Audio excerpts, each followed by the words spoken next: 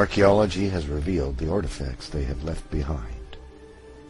Their history is corroborated by the legends of virtually every culture of the world, including ancient literature, such as the Epic of Gilgamesh, the Book of Enosh, and the Bible.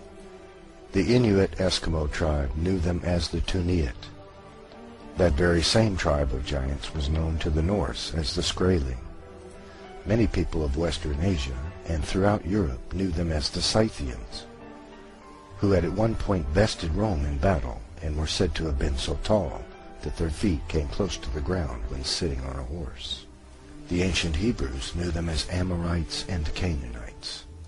Sumer is the oldest culture of the world, and the Sumerians give us a tremendous insight into the origin of the giants. The Sumerians recorded that the Anunnaki, a race of celestial beings, the children of Anak and Anu, came to the earth and fathered a race of men, who then became the kings of mortal men. But the Book of Enosh gives us even greater insight to the origin of these giants. Enosh recorded that during the life of Jared, sometime between 3550 and 2550 BC, the sons of God came to the earth from heaven. Since we know Satan is the father of all lies, it is likely that Satan himself influenced them to do the deeds they did. He had puffed them up and built their pride, and for this crime of pride against the Lord, they were cast out of the heavenly realm. Angered for being cast out of their heavenly home, and jealous of the beautiful new creation of God, they consorted to do ungodly things, and swore an oath to each other that each would be equally culpable for the sinful things they were about to do. Their point of entry into the world was Mount Hermon, Israel, upon which they landed. Just as humans have special gifts and abilities and each is unique, so too the angels were unique, and each used their own special gifts for defiling mankind. So each taught mankind the arts which they themselves loved most. They took wives of human women whom they called beautiful, and fathered the race of giants we know as the Nefelim.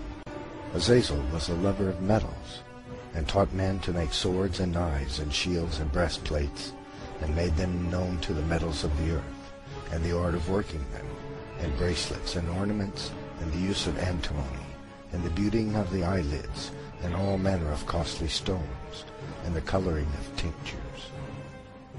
Semyaza taught the art of enchantments and root cuttings, and all manner of sexual seduction.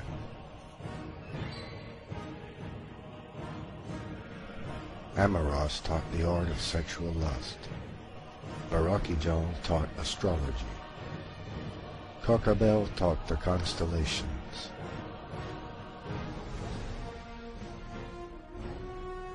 Ezekiel taught the knowledge of the clouds. Arachiel taught the signs of the earth. Shamsiel taught the signs of the sun. And Sariel taught the course of the moon.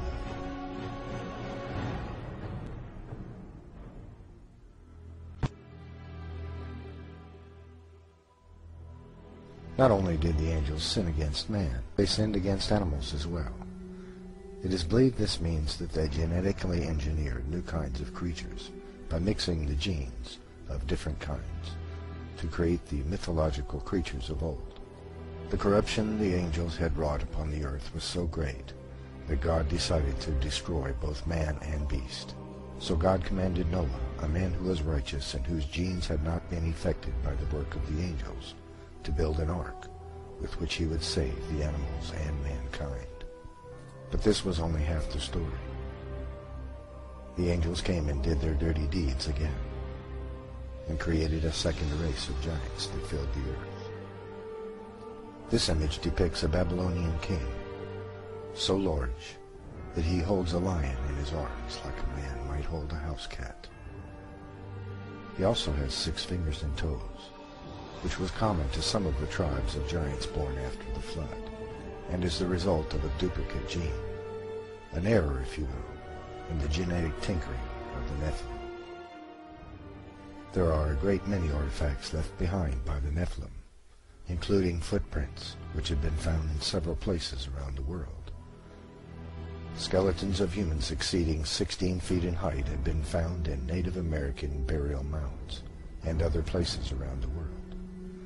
King Og of the Bible had a bed which was iron and 16 feet in length. This is a bed for a man that is 12 to 14 feet tall. The Nephilim vary greatly in size.